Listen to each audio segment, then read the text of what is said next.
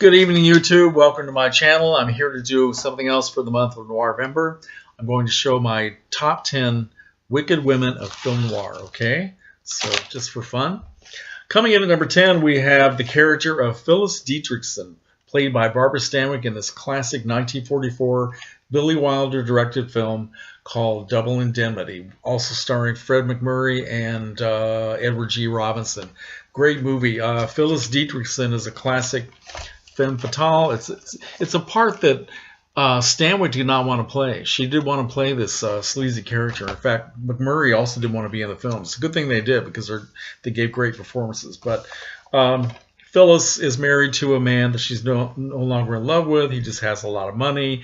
He has a big, beautiful house, but she decides she wants to find a way to kill the guy. So she seduces not too bright insurance agent. I think it's, what's his name, Walter Neff? Walter Neff, I believe that's MacMurray's name in the film. I haven't seen it for a little while. But to trick the husband into signing a life insurance policy that's double indemnity, right? So be a big bunch of money if he dies. So they plan his murder. And of course, things don't go well after that with their relationship. It turns out Phyllis has a lot more up her sleeve than just living in bliss with Walter. It does not end well. Okay, next up is Out of the Past. Great movie from 1947. Robert Mitchum, Jane Greer, Kirk Douglas. Now, Jane Greer plays another classic femme fatale, Kathy Moffat, who at the beginning of the film is she's run off with $40,000 that she took from her criminal boyfriend, played by Kirk Douglas.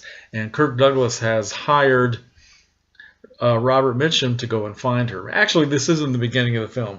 The thing, Out of the Past, means that Robert Mitchum, this is years after this has happened, and Robert Mitchum has to go back and be associated with these people again, so he's remembering all these things that happen. But he goes down to Mexico to go after Kathy, and she seduces him. He falls madly in love with her, and he says, "Baby, I don't care if you took the money or not." So he plans to just go off with her somewhere and live a life, hopefully never being found by Kirk Douglas. Well, of course, that doesn't happen, and he finds out just what kind of a person Kathy is, and she runs off and goes back to the criminal. So when he has to encounter her again, years later, he's not happy. It doesn't end well. Next up is a 1949 film from MGM called Tension, which stars Richard Basehart, Audrey Totter, Sid Charisse, and Barry Sullivan. Now, Audrey Totter plays another classic femme fatale performance. She plays a woman named Claire Quimby, who is married to a guy named Warren Quimby, played by Richard Basehart, who is a druggist. He's a night pharmacist in a drugstore. He's working hard to try to support his wife. They live in an apartment upstairs. He's saving money. He loves her. He adores her. She, on the other hand, is not happy. She wants more. She wants other men. She wants money. She wants nice clothes. She's the kind of woman who will come into the drugstore late at night when her husband is working, and she will sit there and drink coffee at the counter, the lunch counter, and have a piece of pie while she's flirting with other men right in front of the husband. And then she walks out with other men, and she just makes no bones about the fact that she's a complete slut. So finally she runs off with another guy. She ruins her husband's life and makes him go into a spiral of trying to get revenge on her and the man that she ran off with. But there's even more up her sleeve. She has more deception to go before the end of the film. It doesn't end well. Next we have from 1945 the classic film Mildred Pierce, Joan Crawford. I mean, this is a Joan Crawford classic film. She won an Academy Award. She's not the evil character in this movie, but her daughter, Vida, who is played beautifully by Anne Blythe, a young actress who I think was only about 17 or 18 years old when she played this, is truly one of the most unlikable characters that was ever in a film. She was even worse in the novel, which was written by James M. Cain. Vida is really, she just destroys everybody around her, and her mother just worships her. It's it's really sickening. It's a very demented relationship. And Anne Blythe was, before this, she was playing some minor kind of like teenage comedies and musical things at Universal, and certainly wasn't. I mean, I don't know why they picked her. I guess she just did an audition and they thought, wow, she's really good. And after that, I don't think she ever played another evil character. Certainly nothing like that. And it's strange because one of the actresses who really wanted to get this part of Vita was none other than Shirley Temple. Can you imagine that? I can't. Now, another actress who played an evil character once in her career and never did again was Marilyn Monroe from Niagara, 1953.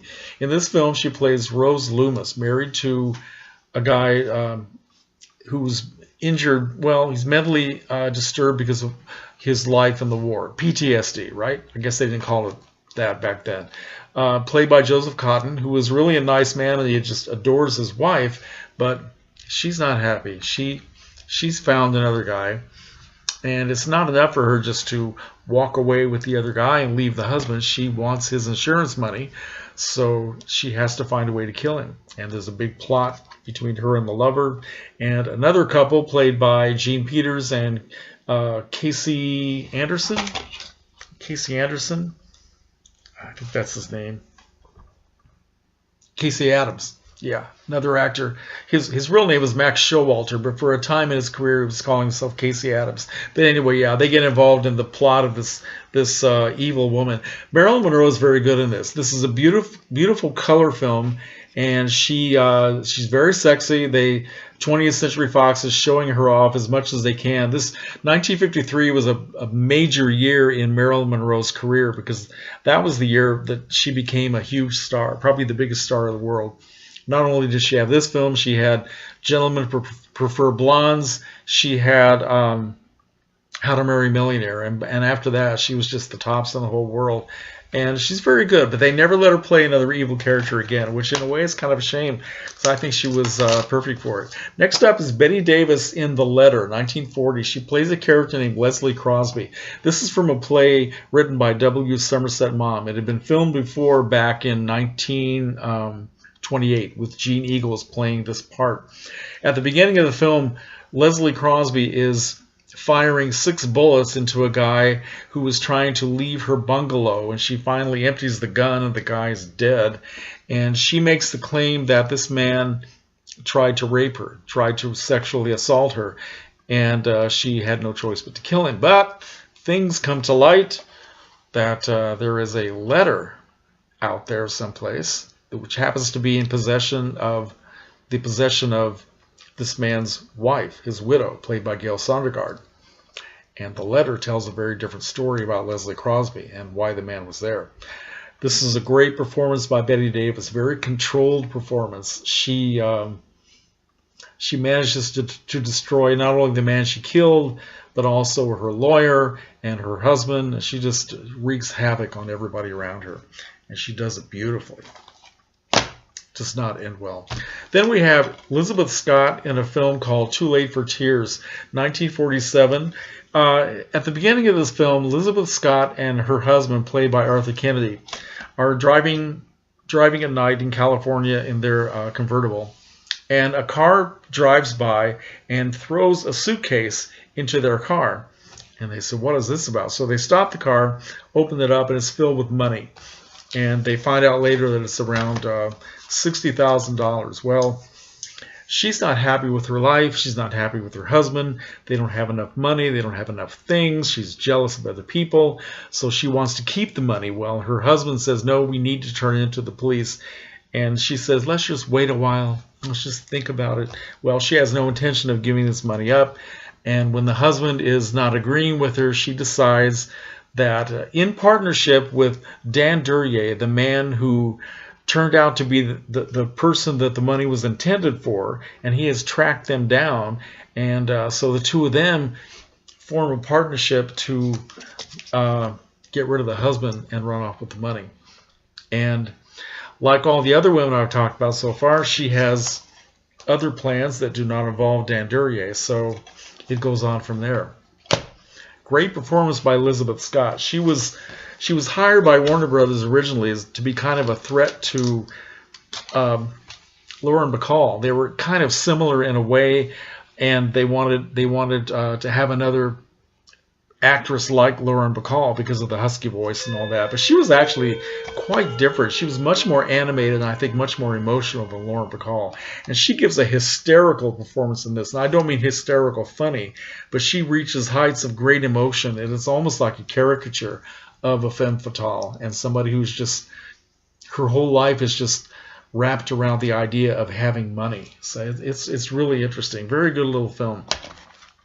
Next up is a film from 1945 called Leave Her to Heaven, and Jean Tierney plays a woman in this who is so jealous of her husband that she will do anything to eliminate the people around him, including killing his younger brother in order to have him all to herself. The husband is played by Cornell Wilde.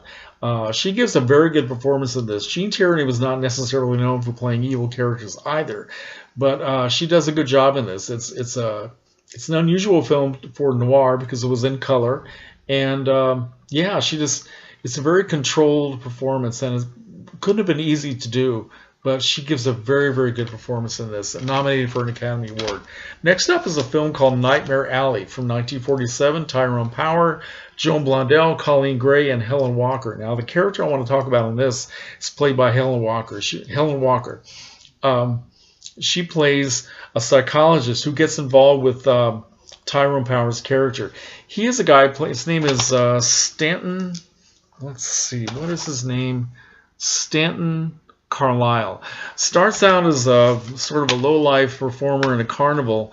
He's working with a mind-reading act headed by Joan Blondell, which of course is all a bunch of gimmicks, and he learns everything he knows from her, but he wants to go on and try to make the big time, and he actually manages to do it. And then he wants to keep going farther and make more money and get involved with more high-class people. He meets this woman, this psychologist, and they form a partnership. She's not very ethical herself.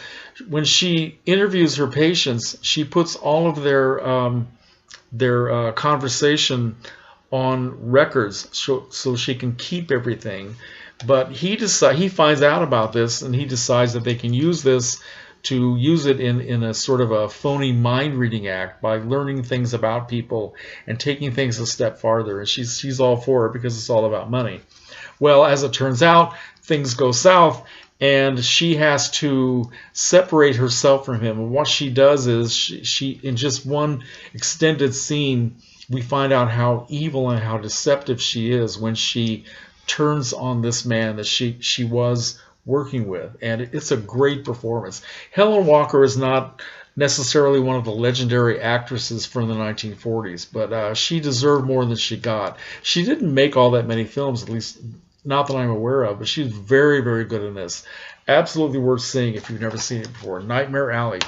And finally, my number one, and everybody who knows me will probably know that I was going to choose Anne Savage as Vera in Detour from 1945, one of the best film noirs ever made on a no budget whatsoever in about maybe 2 weeks, I think.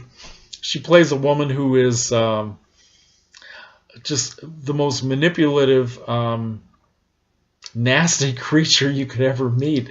And Anne Savage was actually a beautiful woman, but in this film she was totally deglamorized and just threw herself into this part of a woman who was trying to manipulate this guy played by Tom Neal. Tom Neal picks her up on a highway, which is a really bad decision because he has just, well, anyway, he accidentally caused the death of the man who was giving him a ride. I mean, the guy probably died of a heart attack before he fell out of the car, but Tom Neal is so afraid that police won't believe that he didn't kill this guy that he actually assumes his identity, dumps the body, steals the car, and he makes the mistake of picking up this woman named Vera just to give her a ride, not knowing that she had been riding with this other guy before, so she knows this is not his car. Who are you? What's going on? So she takes over and decides to blackmail him and see what she can get out of poor Tom Neal.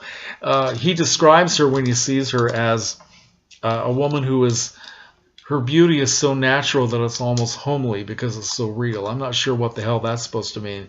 But he also says she looks like she just got thrown off the worst freight train in the world. And that's a good way to describe Anne Savage in Detour. But it's one of my favorite films, and it's a great, great performance. So, okay, I've talked for 15 minutes. Sorry to keep you so long. Thank you for watching, and comments are welcome. Good night.